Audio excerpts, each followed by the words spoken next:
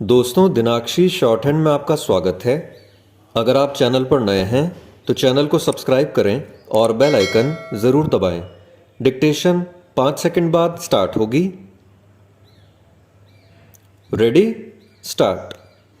भारतीय मुसलमानों को लेकर घड़ियाली आंसू बहाने और अभी हाल में पैगंबर मोहम्मद साहब को लेकर की गई टिप्पणियों के बहाने आसमान सिर पर उठाने तथा इस्लामी जगत को भारत के खिलाफ उकसाने वाला पाकिस्तान अपने यहाँ अल्पसंख्यकों का किस प्रकार दमन कर रहा है, इसका ताज़ा प्रमाण है कराची में एक मंदिर में किया गया हमला। इस हमले के दौरान न केवल प्रतिमाओं को तोड़ा गया बल्कि लूटपाट भी की गई। पाकिस्तान में यह कोई नई बात नहीं है। वहाँ अल्पसंख्यकों और विशेष रूप से हिंदू लड़कियों का अपहरण कर उन्हें पहले जबरन मुसलमान बनाया जाता है और फिर छल बल का सहारा लेकर उनके अपहर्ता से ही उनका निकाह करा दिया जाता है। इसमें पुलिस प्रशासन से लेकर अदालतें तक उन तत्वों का सहयोग करने को तत्पर रहती हैं जो इन लड़कियों का अपहरण करते हैं। ऐसे मामलों में पाकिस्तान सरकार या तो चुप रहना पसंद करती है या फिर ऐसे जबरिया निकाह को कट्टरपंथी मुल्लाओं की तरह अल्लाह की मर्जी बताकर कर्तव्य की इतिश्री कर लेती है। पाकिस्तान में जिस तरह हिंदुओं, सिखों और ईसाई लड़कियों का अपहरण एवं जबरन निकाह आम बात है, उसी तरह उनके धर्मस्थलों पर हमले भी हिंदुओं के प्रति घृणा के चलते मंदिर खास तौर पर निशाने पर रहते हैं। स्थिति कितनी भयावह है इसे इससे समझा जा सकता है कि कुछ समय पहले जब खैबर पख्तूनख्वा में एक मंदिर को जलाने वालों पर अदालत ने जुर्माना लगाया तो उसे हिंदुओं को ही भरना पड़ा। यह अंधेरगर्दी इसलिए हुई क्योंकि हिंदुओं को धमकाकर उन पर यह दबाव बनाया गया कि अमन चैन बनाए रखने के लिए बेहतर यही होगा कि वे दोषियों पर लगाया गया जुर्माना खुद भरें। उन्हें ऐसा करना पड़ा। पाकिस्तान में अहमदियों, ईसाइयों के साथ हिंदुओं एवं सिखों के उत्पीड़न का सिलसिला एक लंबे अरसे से कायम है, लेकिन न तो विश्व समुदाय इस पर ध्यान देने को तैयार है और न ही वह OIC यानी इस्लामिक सहयोग संगठन जो पाकिस्तान के इशारे पर भारत के मामलों में अनावश्यक दखल देने को उतावला रहता है। बीते दिनों इस्लामी देशों में जो भारत विरोधी माहौल बनाया गया उसमें पाकिस्तान की तो एक बड़ी भूमिका थी ही, OIC का भी हाथ था।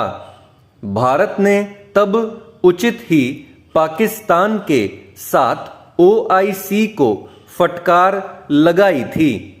अब कराची में मंदिर पर हमले की घटना को लेकर उसे फिर से OIC को आईना दिखाना होगा।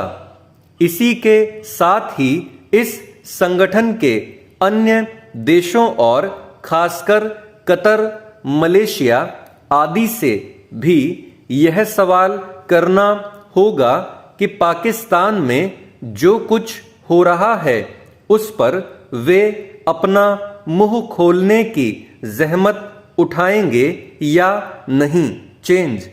उत्तराखंड सरकार ने फिर भ्रष्टाचार पर नियंत्रण पाने के लिए अपनी प्रतिबद्धता को दोहराया है। यह निश्चित रूप से ऐसा विषय है जिससे आमजन सीधे जुड़ा हुआ है।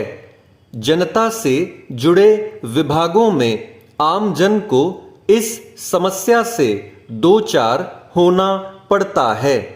जनता भ्रष्टाचार रहित प्रशासन चाहती है।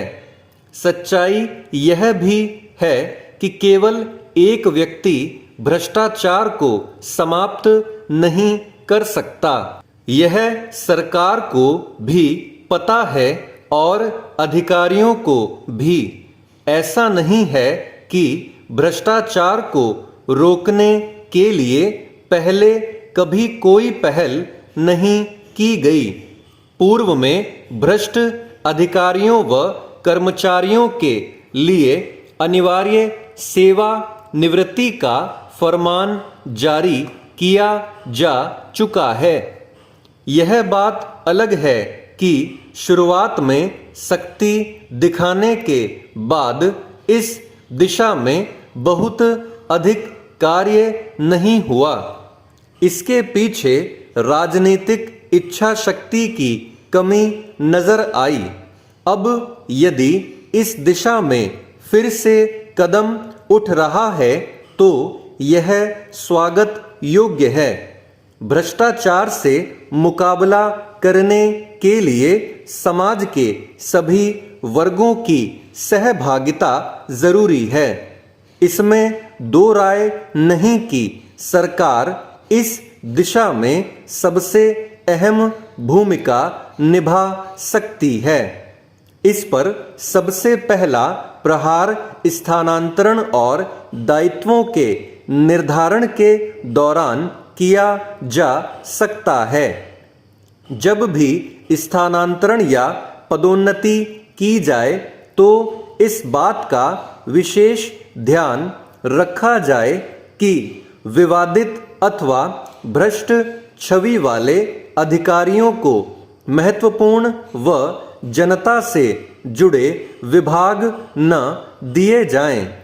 अहम पदों पर ऐसे व्यक्तियों के होने से भ्रष्टाचार की आशंका बनी रहती है। स्थानांतरण व तैनाती में इस बात का अनुपालन फिलहाल अभी तक ऐसा होता नजर नहीं आया है। भ्रष्टाचार को रोकने के लिए जनता का भी जागरूक होना जरूरी है। जागरूकता का अर्थ यह नहीं कि केवल उच्च स्तर पर शिकायत कर इस बात का इंतजार किया जाए कि इसका हल निकल जाएगा। सरकार ने भ्रष्टाचार की रोकथाम के लिए हेल्पलाइन नंबर 1064 जारी किया हुआ है। इस पर शिकायत की जा सकती है। यदि इस स्तर पर कोई कार्यवाही नहीं हो रही है तब जरूर उच्च स्तर पर शिकायत पहुंचाई जा सकती है। उम्मीद की जानी चाहिए कि सरकार ने भ्रष्टाचार को लेकर जो प्रतिबद्धता दोहराई है उस पर वह खरी उतरेगी। इसके लिए भ्रष्टाचार को लेकर आ रही शिकायतों पर सख्त कदम उठाने की भी जरूरत है। तभी जनता को सरकार के दावों पर भरोसा होगा। स्टॉप। दोस्तों, डिक्टेशन अच्छा लगा हो तो वीडियो को लाइक और शेयर करें और चैनल को सब्सक्राइब करके बेल आइकन ज़रूर दबाएं। अब आपसे अगली वीडियो में मुलाकात होगी, तब तक के लिए धन्यवाद।